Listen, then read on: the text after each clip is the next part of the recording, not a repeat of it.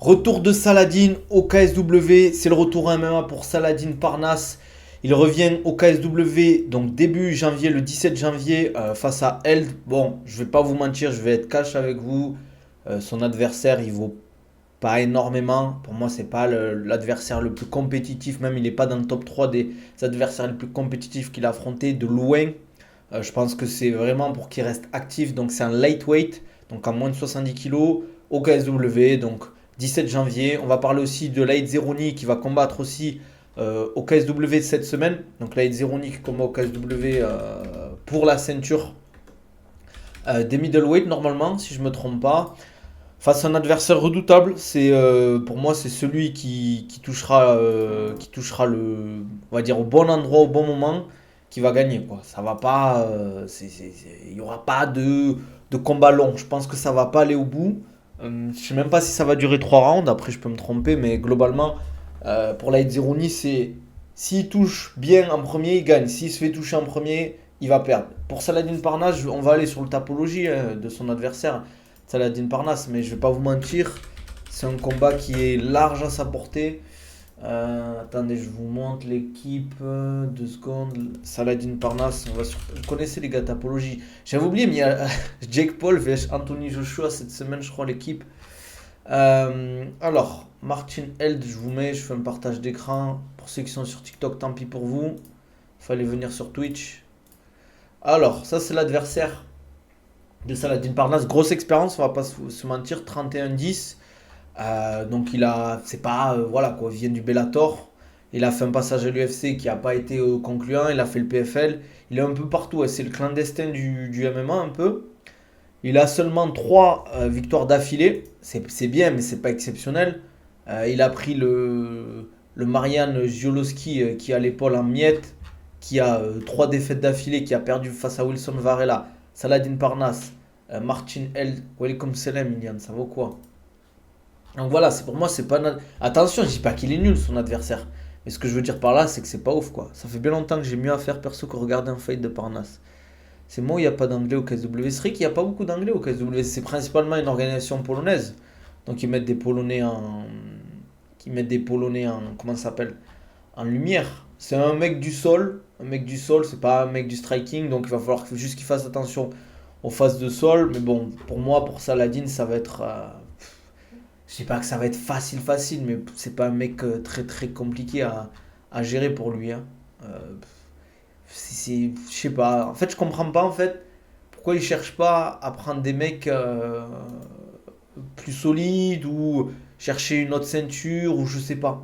Je sais pas. J'ai du mal à comprendre la logique là. Et comme je le disais, après attention, il gagne beaucoup d'argent certes, mais sur le long terme, je pense il risque de moins en gagner. Pourquoi? C'est simple. Parce que les gens ils vont moins suivre ses combats. Donc le KSW il dit, écoute, quand tu combats, qu'on met des vidéos de toi, il y a moins de vues qu'avant, il y a moins de gens qui achètent tes pay-per-view, RMC ils sont un peu moins intéressés, ils payent moins donc pour diffuser le KSW. Donc désolé, mais prochain contrat, si tu signes, ça sera pas ça, ça sera plus bas quoi. Donc aussi les sponsors seront moins intéressés. Ils seront moins intéressés les sponsors. Donc sur le long terme, est-ce que c'est une bonne stratégie? Je sais pas. Je sais pas. Le fait de faire de l'anglaise, il n'y a pas de problème. Mais si tu fais de l'anglaise, prends des combats un peu plus, comment on dit, divertissants. Je dis pas qu'il faut qu'ils prennent des bourbiers. Je te donne un exemple, qu'ils prennent un Bakary Samake. Mais un mec fort ou qui a une hype un peu. Comme Salem, tu fais des programmes avec pas beaucoup de matériel, je fais tout. Moi, je m'adapte à tout. Même si t'as au poids du corps, je le fais. En espérant qu'il aille à l'UFC un jour, là où. Ouais, je sais pas. Parnasse, Kaorun 1, quand on combat sans intérêt, on ne regardera pas. Ouais, moi, pourquoi je vais me fatiguer à les regarder? Ce que je vais faire, quand le combat va se finir, on va tout simplement regarder sur les highlights et voilà quoi. Merci ZMK. Merde. Ouais, désolé. Là. Ouais, c'est bon. Merci pour le subprime, frérot. Super, super gentil de ta part. 3 mois d'abonnement. Il faudrait que je mette un truc pour quand vous mettez un subprime, on peut mettre un message. Non mais Parnasse, c'est un combattant, il a dit, il veut combattre à l'UFC, on combat pas assez, il paraît. Jake Paul, tu penses que sa genèse c'est après Dol ou... Ah, ça... Je sais pas les gars, mais franchement, ce combat, il y a vraiment des gens qui vont se fatiguer à le regarder. Je pense, j'espère qu'il y a ils ont mis en place dans le contrat une clause comme quoi le combat doit durer plus de 4 rounds. Sinon, pour moi, je sais même pas s'il passe le premier round. Vous avez vu déjà la différence de gabarit. Les gars, rappelez-vous ce qu'il a fait Ngannou. Rappelez-vous ce qu'il a fait Ngannou. Et vous croyez Jake Paul? Attention, je dis pas que Jake Paul est mauvais, mais les gars, c'est comme si tu faisais la course entre je sais pas, une Formule 1 et un Porsche Cayenne. Le Porsche Cayenne, c'est bien, ça roule, ça a de la puissance. Mais une Formule 1, c'est une Formule 1. Une Formule 1, c'est fait pour aller vite, c'est fait pour bien prendre les virages. Un Porsche Cayenne, c'est fait pour flex et pour aller en boîte de nuit avec. Je vais regarder parce que j'ai besoin de voir si ça dépasse les deux premiers et si le combat est truqué. Pour moi, si ça dépasse plus de 2 rounds, c'est qu'il y a une clause dans le contrat. C'est qu'il y a une clause dans le contrat. Non, mais Joshua, j'ai jamais vu un transfert de poids pareil en boxe anglaise à son poids. Mais le pire, c'est que c'est même pas le meilleur boxeur de la catégorie. Mais il va lui rouler dessus. Pourquoi tu ravives ce souvenir de Francis qui regarde les étoiles? Après, il a été courageux, hein. On peut pas lui enlever.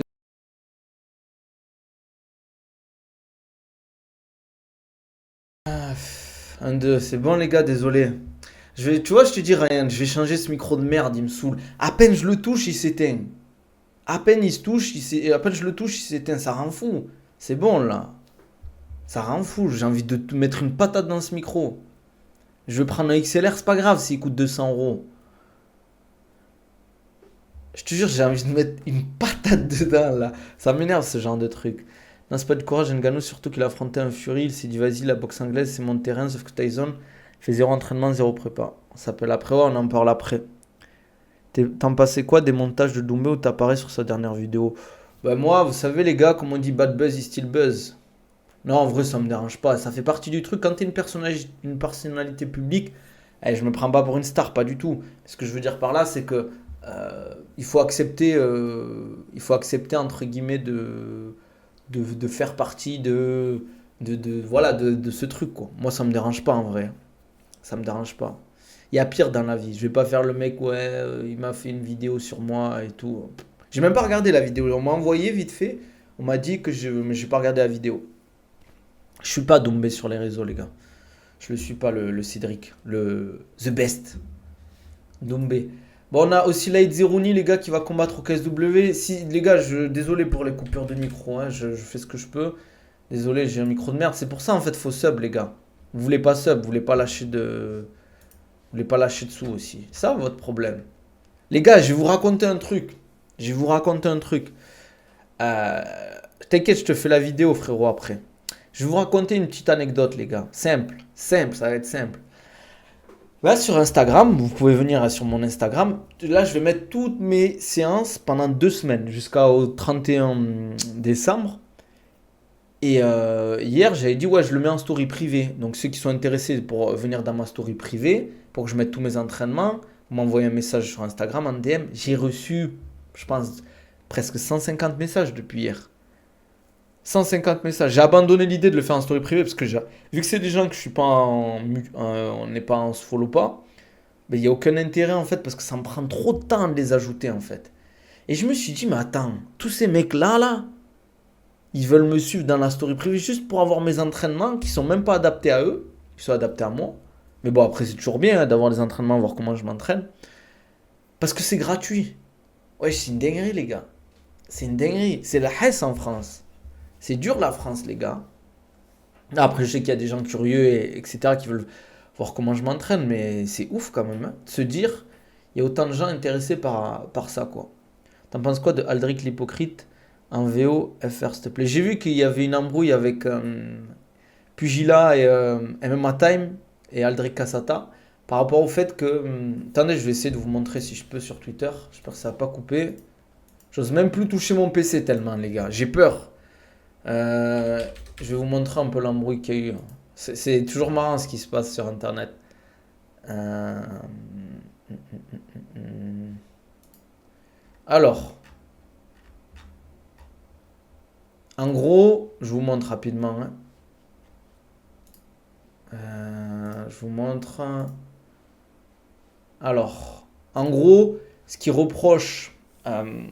Il m'a pugilé MMA Time, ce qui reproche à Aldric Cassata, c'est qu'Aldric Cassata avait dit dans une vidéo, moi, j'accepterai jamais que sur Job Life, donc c'est le truc qu'il y a avec Alexandre Herbinet, c'est leur podcast, on mette en miniature un combattant français en mode inerte, comme ils avaient fait avec Baki là.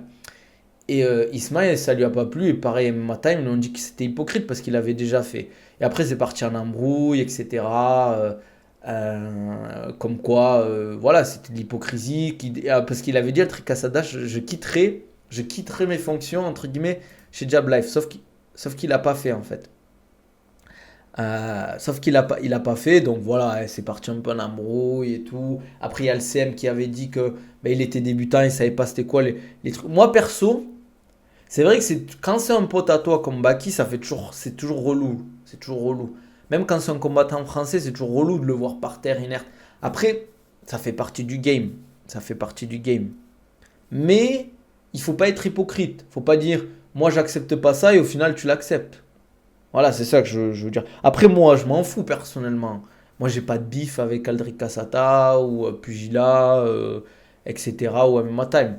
Euh, mais ce que je veux dire par là, c'est que c'est vrai que il faut, en fait, quand tu dis un truc, il faut vraiment l'assumer. Je dis pas qu'il faut qu'il quitte Jabla, je m'en fous.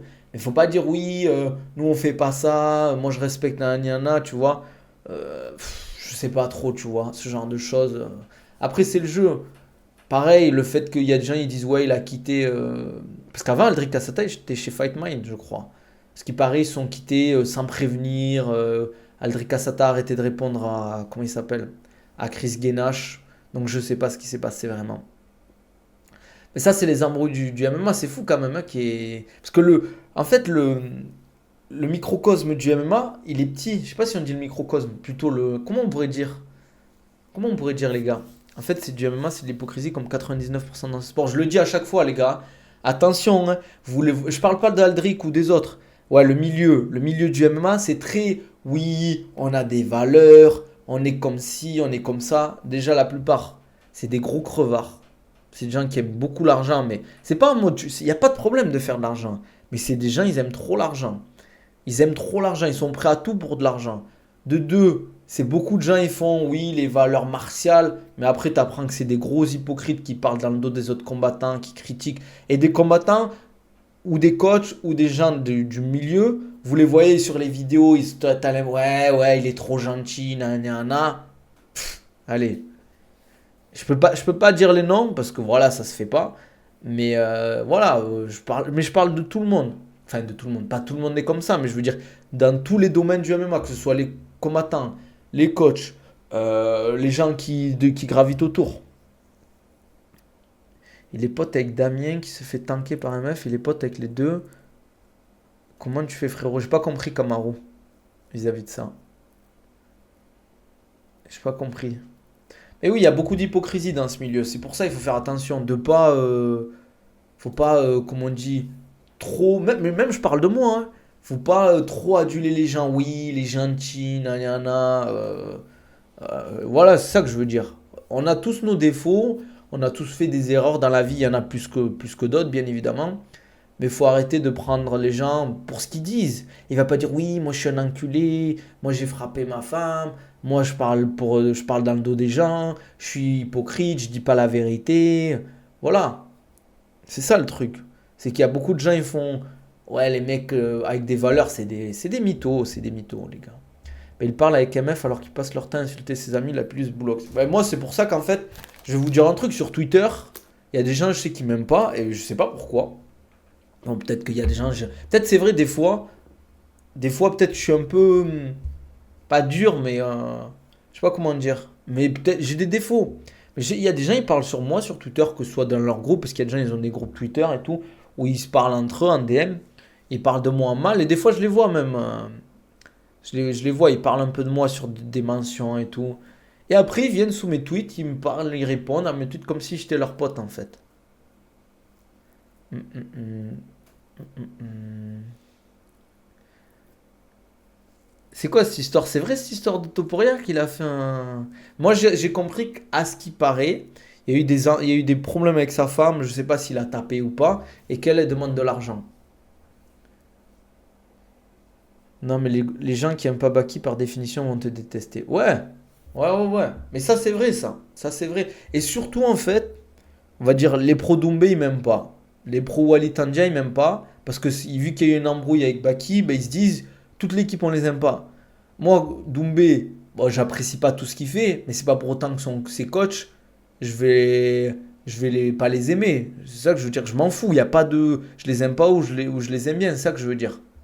J'ai pas de haine ou je sais pas quoi, tu vois.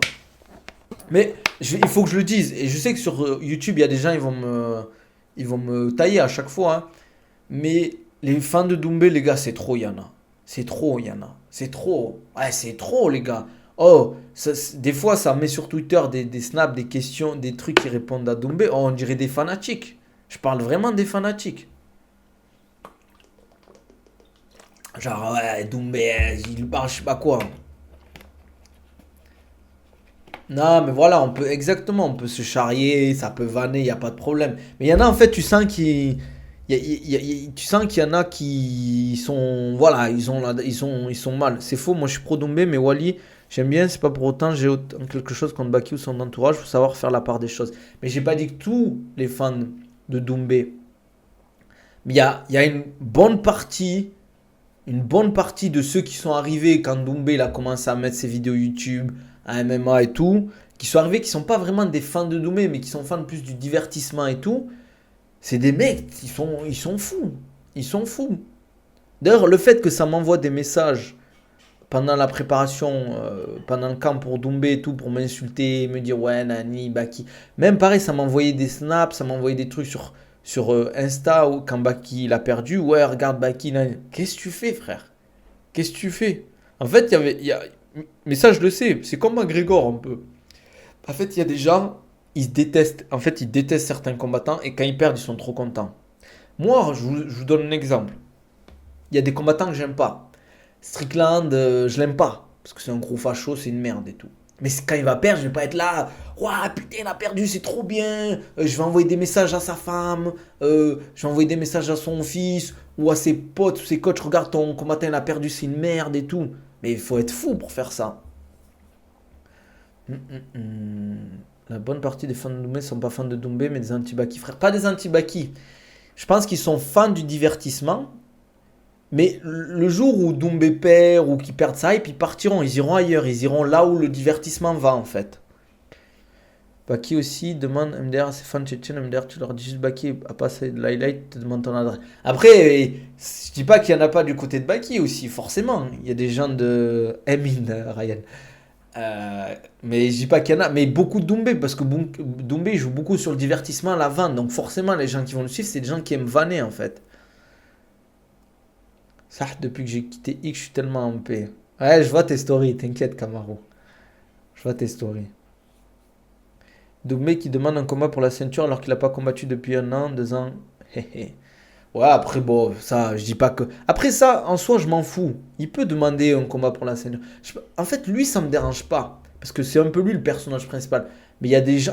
Attention, je dis pas qu'il y a que dans l'entourage de Doumbé. Il y en a sûrement dans l'entourage de Baki. Il y en a comme dans l'entourage de BSD. Comme beaucoup de combattants. Mais il y en a, tu vois, regarde. Moi, je reçois encore des messages, des fois, des gens qui me disent, ouais, Nani, Baki, je sais pas quoi. Frère, il faut grandir un peu.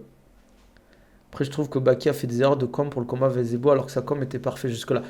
Peut-être qu'il y a eu des erreurs de com, il n'y a pas de problème. Mais tu peux faire des erreurs de com. C'est comme je reparlais du fait que la vidéo a beaucoup sorti du frère de Baki qui parle à Zebo qui lui a dit ouais Nani il avait les croisés et tout. Il y a des gens ils en parlaient en mode c'était il a insulté la mère de Zebo. Il a insulté la mère de Zebo. C'était waouh c'est quoi ça nanana. Les gars, ton frère il vient de se prendre en KO. T'es peut-être voilà peut-être qu'il a été un petit peu maladroit ou peut-être qu'il aurait pas dû dire ça. Ok, mais c'est pas grave les gars. C'est pas grave. C'est pas grave, c'est ça que je veux dire. C'est ça que je veux dire. Il y a des gens, ils en parlaient en mode ouais, c'est bon. Il y a des gens, ils sont partis très loin vis-à-vis de ça, quoi. Après, bon, c'est le jeu, c'est comme ça. Il reste combien de fights sur le contrat? Ça lâche même pas, les gars. C'est juste Internet, j'aime trop parler. Tadjan lui-même veut Doumbé, donc bon. Moi, ça me dérangerait pas que Doumbé fasse un combat pour la ceinture au PFL. Ouais, je sais que tu as eu des trucs, Ryan, sous ta vidéo. Vous imaginez Ryan, qui est entre guillemets le pote à Baki, le pote au frère à Baki, voilà, qui ils ont fait des vidéos ensemble, ils se sont vus plusieurs fois.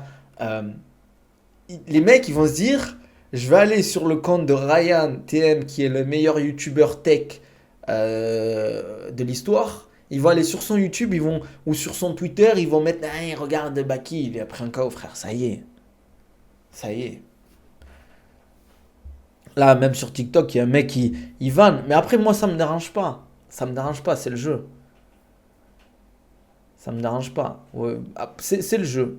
Ouais, ça se passe très bien la rééducation de Baki, mais on va prendre le temps pour revenir. On en a beaucoup parlé, que ce soit avec son équipe, son kiné, on parle beaucoup, même avec Baki. Ça sera bien novembre-décembre pour le retour. Mm, mm. Moi, je l'ai vu comme il lui a dit ça pour lui montrer que Baki l'a respecté, qu'il a pas annulé, même blessé parce que c'est à Strasbourg, etc. Voilà, il y a ça. En fait, le problème, c'est que dans la vie, des fois, tu prends des risques. Tu prends des risques. Imaginez, il n'aurait pas combattu. Il aurait dit, ouais, je suis blessé, je combats pas, nanana. Les gens, ils auraient dit, ouais, t'as eu peur. T'as eu peur, nanana. T'as eu peur, t'as flippé parce que t'es blessé, tu t'as peur de Jordan Zebo, nanana. D'ailleurs, quoi que tu fasses, les gens ils vont critiquer. Il y a des gens qui vont critiquer. Regardez, à chaque fois je le dis, Ilia Topuria, invaincu à l'UFC, il a éteint Holloway, Volkanovski, Oliveira, les gens ils critiquent. Islam Makhachev, pound for pound de l'UFC, double ceinture à l'UFC, il est critiqué. John Jones, meilleur combattant de l'histoire du MMA, invaincu, bon il y a une défaite par disqualification, critiqué. Khabib Nurmagomedov, des combattants les plus dominants, voire le plus dominant de l'UFC, invaincu. Euh, Critiquer. Qu'est-ce que tu veux faire? C'est vrai, Hot, il était contre le combat de Zebo comme il était blessé. Non, j'ai pas vu ça, Kamaru. Quoi, il en a parlé? Il en a parlé? Vous avez manqué d'humilité, exactement, c'est le jeu, c'est pas notre problème. Ah ouais, Carlo, il est chaud aujourd'hui. Avec tes 3 abonnés, là. Allez, salam. Moi, ça me dérange pas de discuter, les gars, mais si c'est pour vanner, ça rien. De Bronx, 15 ans de carrière, pas critiqué.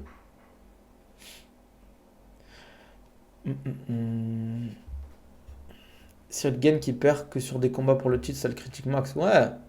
Il y a déjà, il avait raconté, Cyril, après son combat contre John Jones, quand il était en moto à Paris, il y a des gens, il a arrêté en mode, ouais, pourquoi t'as pas fait ça contre John Jones? T'aurais dû faire ça et tout, frère. Qu'est-ce que tu fais, toi? Qu'est-ce que tu fais? Les seules fois où tu t'es battu, c'est à l'école et tu vas donner des. Tu vas donner des. Comment ça s'appelle, hein, des conseils à un des meilleurs combattants de français de l'histoire. Il a fait une erreur, ça arrive, ça fait partie du jeu, c'est comme ça. C'est comme ça. Il faut accepter des fois que les combattants, tous nos combattants français, ce sera pas des John Jones, ce sera pas des Khabib.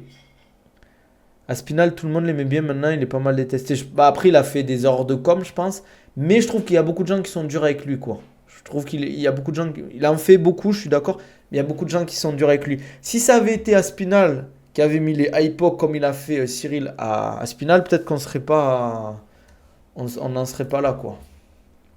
On n'en serait pas là. Vraiment prompt rétablissement à Bakil, frère. Faut qu'il revienne plus fort. Inch'Allah, frère, c'est tout ce qu'on lui souhaite. Avec l'arrivée d'Alex Nicolas, le niveau des moins 77 Arès, il va être un peu plus relevé. Ah, c'est clair. C'est clair, c'est clair.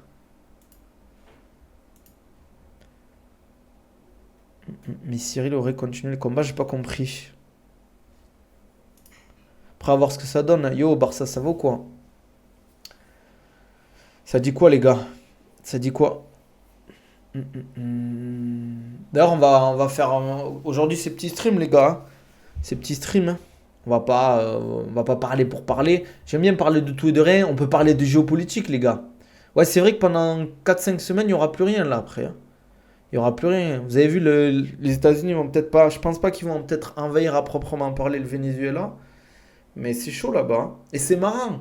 Parce que tous ceux qui appelaient au boycott de la Coupe du Monde au Qatar, parce que les travailleurs qataris, nanani, ils étaient maltraités bizarrement, les gens, maintenant que la Coupe du Monde est finie, bon, les travailleurs au Qatar, on s'en fout.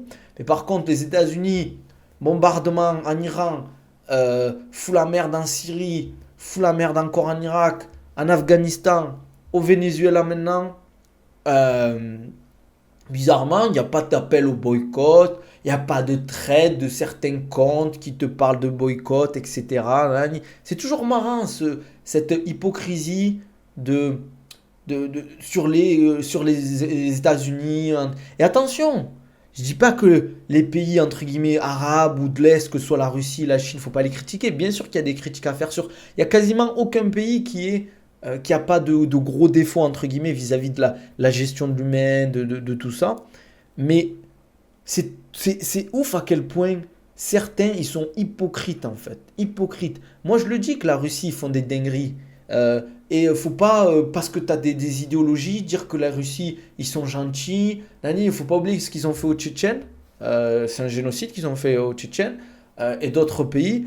Pareil, la Chine, faut pas croire que la Chine, parce qu'ils sont contre les États-Unis, sont en guerre, il faut dire oui, la Chine c'est trop bien. Non, la Chine ils font des dingueries aussi. Il y a pas en fait de. Il faut juste trouver le juste milieu et arrêter de faire de la lèche à certains pays. Et pour moi, t'es patriote, t'es français, tu devrais détester les États-Unis. Parce que ce qu'ils sont en train de faire, que ce soit la Chine ou les États-Unis, ils sont en train de détruire l'Europe économiquement. Détruire l'Europe économiquement, il faudra pas dire ouah, on l'a pas vu arriver. Si on l'a vu arriver en fait. Si on l'a vu arriver. On l'a vu arriver ça. Faut arrêter de dire oui, nani, les États-Unis c'est pas nos alliés, c'est pas nos partenaires, c'est pas nos alliés, c'est des ennemis les États-Unis. S'ils peuvent t'écraser pour améliorer leur économie, ils le feront et ils sont en train de le faire. Ils sont en train de le faire les États-Unis. Si tu penses que Si tu penses qu'en tant que Français, les États-Unis c'est ton allié, t'as rien compris. T'as rien compris. Déjà, la plupart des pays européens, c'est pas tes alliés. L'Allemagne, j'en parle même pas. L'Angleterre, j'en parle pas. Après, bon, Italie, Espagne, je pense que c'est un peu les oubliés de l'Union européenne. Mais ce que je veux dire par là, c'est qu'arrêtez de croire que les États-Unis, c'est les alliés. C'est pas parce que, waouh, ils sont venus pendant la Seconde Guerre mondiale libérer la France. Non, les gars.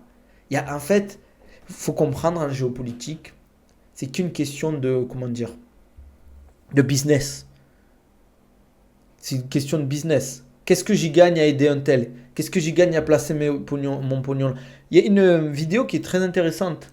Ouais, la doctrine Marshall, par exemple. Il y a une vidéo qui est très intéressante sur la guerre en Irak. Pourquoi les États-Unis ont fait la guerre en Irak?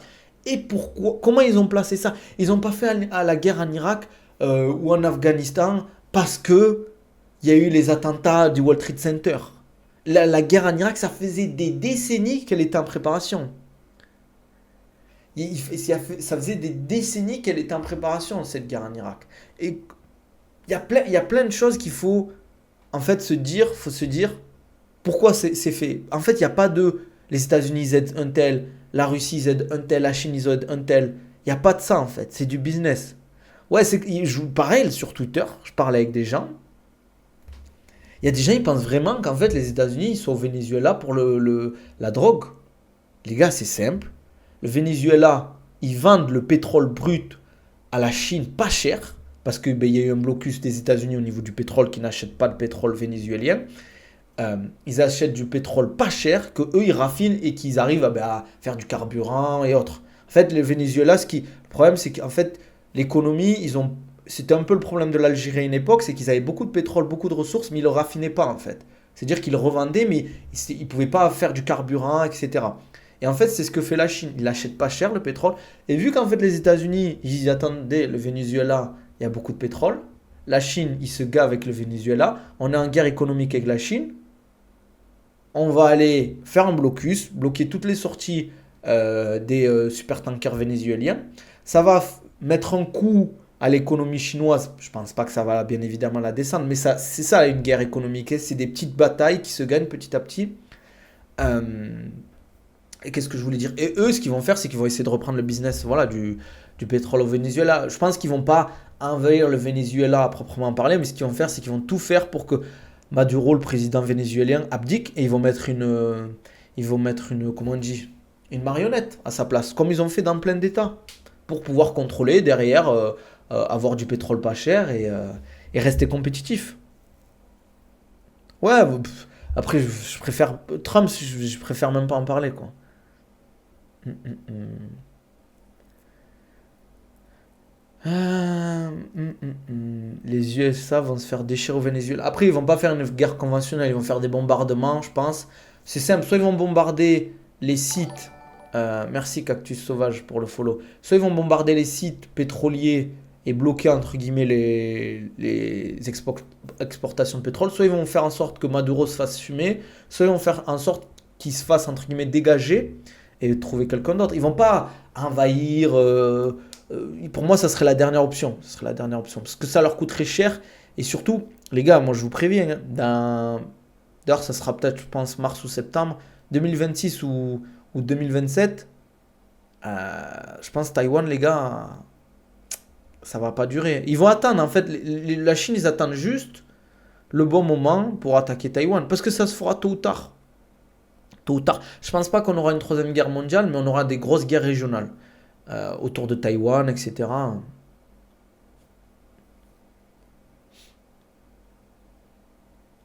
Salut, t'as vu la nouvelle? Akern Marrachev a beaucoup inspiré AB. Il aussi a décidé de passer le pas et de monter de KT. Grosse force. Salut, tu parles de AB Show. Rien qu'avec des drones, t'as plus besoin de soldats terrestres. Si, quand même, t'as besoin de soldats terrestres pour contrôler le terrain. C'est juste que les drones, entre guillemets, c'est pas cher. C'est facile d'utilisation. C'est facile à produire. Ça va très vite. Et ça fait beaucoup de dégâts. T'imagines un drone qui va coûter, avec un explosif, peut-être, je sais pas, 1000 $ entre le drone et l'explosif. Tu peux tu peux, entre guillemets, détruire un tank. Des Vietnam défaites, Irak défaites, Afghanistan défaites, Irak. Ouais, mais c'est pas vraiment des défaites à proprement parler. Parce que au final, l'Irak, ils ont récupéré le pétrole, ils ont récupéré de l'or, ils ont déstabilisé la région. C'est pas juste gagner une guerre, c'est pas contrôler le pays, entre guillemets. Bon, on va se laisser là, les gars, après on va dire, truc politique.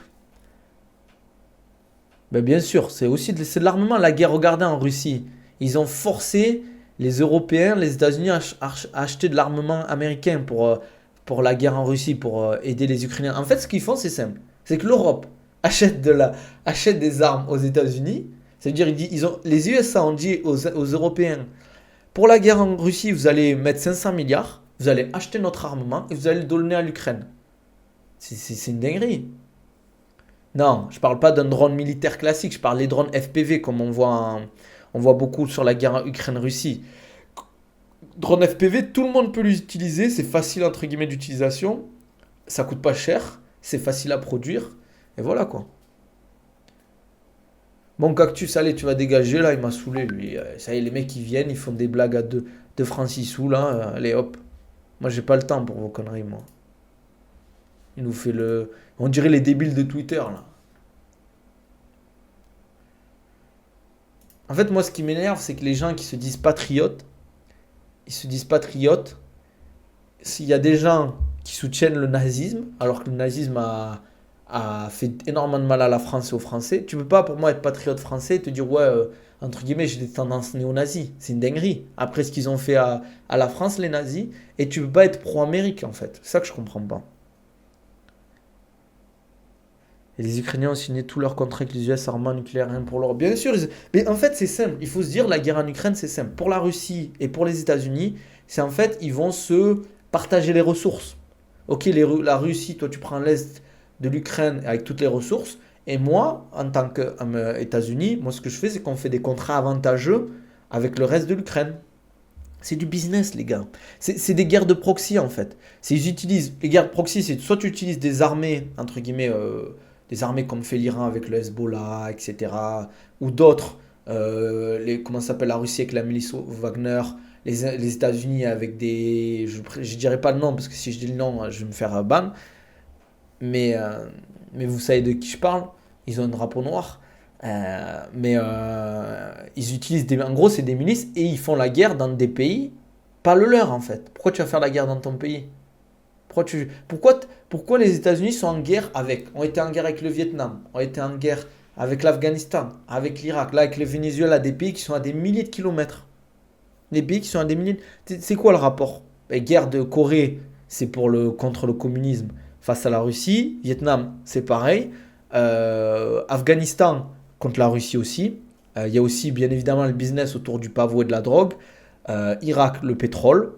Voilà quoi. L'histoire là, l'histoire se répète. Mais d'ailleurs, il faut se dire, l'histoire se répète et chaque empire a échoué. Les plus grands empires de l'histoire se sont écroulés. L'Empire ottoman, l'Empire romain, l'Empire austro-hongrois, l'Empire de Carthage, Alexandre le Grand et son empire, les Chinois, le Japon. Ils ont tous, au bout d'un moment, les États-Unis, ça viendra. Peut-être pas de notre vivant, mais ça viendra. Ouais, l'Allemagne, l'URSS, ils ont tous sauté. Ça sautera, c'est des cycles, c'est des cycles. Bon, on va se laisser là, les gars. Bon, c'est parti un peu en géopolitique, mais bon, ça me fait. Moi, j'aime bien me parler de ça aussi, c'est toujours intéressant. Après, je dis pas que je suis un expert, comme un MMA, je dis pas que je suis un expert de MMA ou de géopolitique, mais j'aime bien me parler de ça. Je pense que c'est important aussi de pas juste parler de trucs, ouais, MMA, le football, les jeux vidéo, les voyages. Voilà quoi, c'est important. Après, attention, je dis pas que tout ce que je dis c'est vrai ou pas, mais il y a des trucs intéressants qu'il faut comprendre et que il faut pas se faire. Bien sûr qu'on peut pas changer nous les choses à notre échelle, mais il faut arrêter juste d'être idiot et ignorant. Voilà. Tu vois, c'est juste. Voilà, en fait, et je dis pas, attention, faut pas détester les Américains de base, le fermier américain qui lui. Bah après, si c'est sûr, si c'est un pro-Trump, un pro, il veut foutre la merde partout, bien sûr, c'est une merde. Mais il y a des gens, c'est pas leur faute non plus, hein. Attention, faut pas non plus, attention. Même s'il y a beaucoup d'Américains, j'ai l'impression qu'ils sont un peu à l'ouest. Il faut pas non plus. Mais attention, faut pardonner personne. Bon allez les gars, pensez à vous abonner comme d'hab si vous voulez un programme. N'hésitez pas sur Instagram, en story là je mets tous mes entraînements. Voilà, prenez soin de vous. NMC-du-Banabil pour Nutri-Muscle, pour tous vos compléments alimentaires. Si vous voulez un programme, n'hésitez pas à me contacter. Un suivi pareil, personnalisé, programme personnalisé, suivi personnalisé, tout niveau, tout sport, prise de masse, préparation physique, perte de poids, remise en forme, retour de blessure. Prenez soin de vous, abonnez-vous, likez, commentez. On se dit à samedi les gars. Ciao ciao.